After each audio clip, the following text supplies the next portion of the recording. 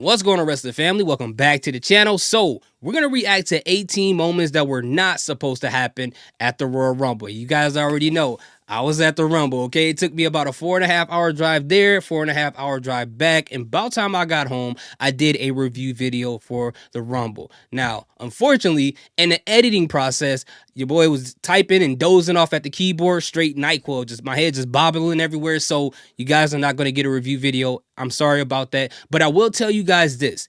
The drive there and back was well worth it. I love the show. I had so much fun. One of my favorite shows I've ever attended. And shout out to everybody who showed up and came to me and said, hey, I appreciate each and every one of you guys. So we're going to check out this video. Hit the like, hit the subscribe button. Let's get into this.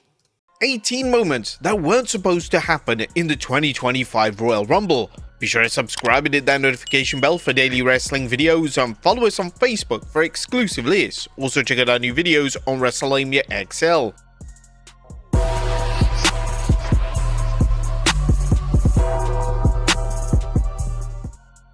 Number 1. Gunther in the Rumble. And before the 2025 Royal Rumble even went on the air, a social media post left fans very confused and bewildered. WWE would post a video of Gunther arriving at the arena.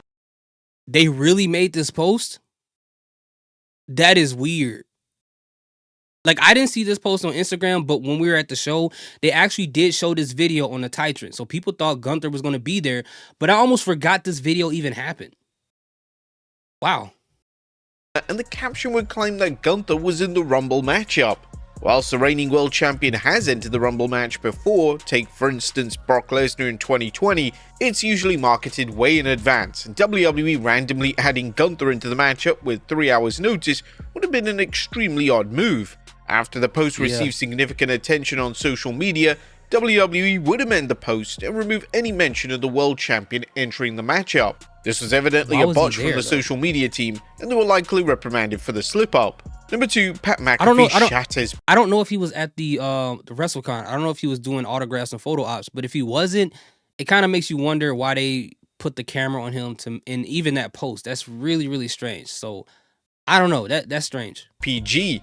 Now, although WWE have been pushing the boundaries of PG over the past 12 months, the company is still firmly cemented as a PG product. But with that being said, during the pre-show for the 2025 Rumble, Pat McAfee made a comment that was clearly unscripted and may lead to key sponsors sending in a few complaints. Michael Cole would mention McAfee lasting 38 seconds in his prior Rumble appearance, and McAfee hilariously responded by saying, "My wife would be pumped." Cole bursted out laughing, and the comedic timing was on point from McAfee. Obviously, this is a remark that isn't exactly appropriate for a PG presentation. Hopefully, McAfee avoids any backlash from WWE management, as it is. Come on, man. That wasn't even that serious, bro. It wasn't even. I thought he said something crazy. Again, guys, I have not watched this show on Peacock yet, so I don't know what happened in the pre-show or anything that was said at the announcers table. But come on, bro. This is really. If sponsorship calls about this, they already had it in their mind that they don't want to work with WWE no more. This is light, bro, compared to what people have said in the past, and I'm not about to get into it. Just a minor joke after all. Number 3, man. Carmelo Hayes is livid. And during the Royal Rumble pre-show, SmackDown star Carmelo Hayes would be interviewed by Peter Rosenberg. And during the interview, Hayes had to stop what he was doing and call Rosenberg out for holding the microphone too close to his mouth. Hayes looked legitimately seething, and in an awkward moment, Rosenberg actually ended the interview early and apologized to the former NXT champion. Now, this made for an uncomfortable watch, as seeing Hayes' facial expressions change was unsettling to say the very least. It was likely that Rosenberg was informed to move on and abandon the interview when it became obvious that he really wasn't impressed with Rosenberg's interview skills. Number 4, the AEW. Hey, bro, come on, Rosenberg. You work for Hot 97, bro. Your interview skills at this point got to be A1, bro. World title. Now, hilariously, during the pre-show, a fan in the crowd kept holding up a replica of the AEW World title. The fan knew exactly where the camera was, and the AEW World title managed to appear in the shot numerous times throughout the broadcast. The WWE eventually caught on to the fact that they were showing the rival promotion's world title and would then change camera angles. Now, this is the type of thing that would have made Vince McMahon furious in the old era of WWE. And if this was the old era of WWE, then the title wouldn't have been allowed into the stadium itself, as who wants to show their own competition's world title? A lack of a countdown. One of the main elements of the Royal Rumble match is the fan interaction elements. Unfortunately, during the first few minutes of the Women's Rumble match, WWE failed to place the countdown on the screen for the fans, and this naturally led to a ton of boos. WWE often makes this mistake during Rumble matches, and it's alarming that this is a botch that occurs virtually every year. You would have thought they got their shit together by now. Number 6. Guys, that's not true. They only did it for the very first entry, whoever came out at number 3. The screen was supposed to be a count out and it went black. It just happened one time. It did not happen multiple times during the show. Okay? Now people did boo it, but it didn't happen as often as they said it. So screen graphics. I was there, so what do I know? The WWE would debut new screen graphics during the Women's Royal Rumble match. They were located at the bottom of the screen and did provide viewers with stats and respective countdowns. Fan reception to the graphics has been mixed, with a lot of fans believing them to be insanely distracting, and some fans have even labelled them as ugly.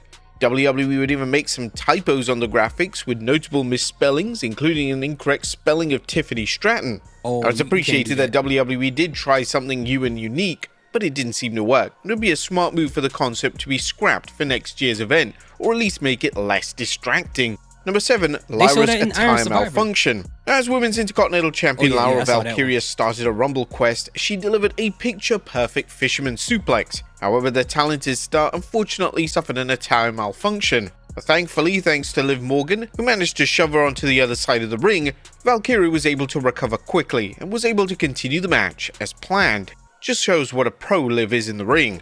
Number 8, Zoe Stark slips. Zoe Stark loves a springboard move, and when she went for a springboard move in the Women's Rumble, she awkwardly slipped. Luckily she recovered, but she did have a weird landing. Stark managed to turn the move into a clothesline, but it was unclear what the move Stark had initially planned to deliver. Number 9, messy. It's probably that same dropkick she hit Dakota Kai in the chest with. She probably was going to try that again. Ending. One of the final key spots of the Women's Royal Rumble saw Nia Jax eliminate a range of women, including Io Sky and Bianca Belair. The issue was that this spot was poorly executed, and it wasn't exactly clear if this was a planned spot or it was a completely botched one. Most of the names that were eliminated weren't even mentioned, and it looked like some of the names, particularly Belair, slipped up on the apron. It was an ambitious spot, and it was going to be difficult to execute perfectly.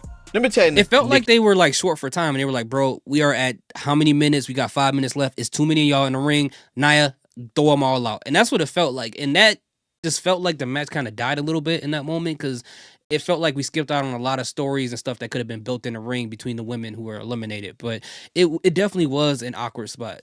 Nikki Bella's return. A WWE would show fans in the VIP section reacting to Nikki Bella's return, and in an awkward moment, nobody really reacted. The fans looked completely bored out of their mind. As this was live footage, WWE couldn't exactly edit the live reactions, and it was probably a case that these fans were expecting AJ Lee as number 30 instead. That definitely would have got a reaction. Number 11, missed spot. The 2 out of 3 falls match got off to a difficult start, as the main spot which led to the first fall was botched. DIY delivered a spot where Gargano would pretend to tag Ciampa, but this was completely missed on camera, and the WWE commentary team were even confused. When the 1-2-3 occurred, the fans didn't remotely react, as it wasn't clear what exactly happened. Number 12. It wasn't even about that. It was the fans there was just checked out of the match. Like, you know, as much as I loved the fact that this tag team match got on a PLE, which I've been complaining about for a while, that they haven't put it on the PLE, a lot of people just didn't care. I cared about the match, but the storyline around it just wasn't enough to intrigue the fans who don't care about either of these teams, let alone probably tag team wrestling. So they were kind of like that the entire match. People was playing like Pokemon Go and watching Coco Melon on their phones and, you know, playing Words with Friends and stuff rather than actually watching this match at the place. But I enjoyed it. Commercials. Due to Netflix being a worldwide platform, certain regions need to have ad reads cut out. WWE haven't exactly mastered this, as they landed on the platform last month, and WWE only cut half of the ad reads off the broadcast. This happened during the Wingstop ad read and led to an awkward few minutes. Number 13, powerbomb onto the ladder. One of the most terrifying spots in the Cody Rhodes vs Kevin Owens ladder match saw Rhodes receive a powerbomb onto a prone ladder, and there was no nice way to take this bump. However, Rhodes took it in the worst way, as he didn't take a flat back bump and instead took it on his shoulder. There was legitimate concern on commentary for Rhodes' neck, but it looks like most of the impact was on the right side of the WWE Champion's body. Number 14, We Can't Hear You. I love that match. Just before the Men's Royal Rumble went ahead, WWE cut to Joe Tessitore and Big E discussing the upcoming match. But there was one major issue with this: their microphones weren't even on, so it was impossible to hear what they were saying. When the audio switched back to Michael Cole, Cole didn't clarify what the duo was saying, so it couldn't have been that important. Number 15, did both feet touch the floor? Yeah, There was discourse on social Penta. media relating to Penta in the Men's Royal Rumble match. Penta was involved in a spot where one of his feet was supposed to touch the floor, however it looked like both feet accidentally touched the floor for a brief second. This was quickly addressed by the WWE commentary team, and it's not exactly clear from the still images if both feet touched the floor. Nah, they An did. alternative camera angle is needed to confirm whether Penta botched the planned spot.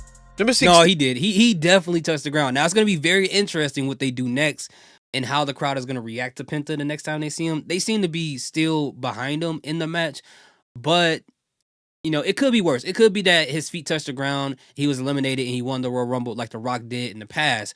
But it's going to be interesting to see how WWE will take this moment, if they're going to bury it or hide it and act like it never happened, or are they going to spin it into something else between him and Rey Mysterio. I hope they will take that and make it into a story rather than trying to insult the fans and act like we didn't see what we just saw. That would be a better idea. 16, botched landing. I was definitely concerned for Chad Gable in the Men's Royal Rumble match, as Gable had a horrible accident during the match. During a spot in the early stages, Rey Mysterio landed on his knees and Gable instantly began to scream in agony.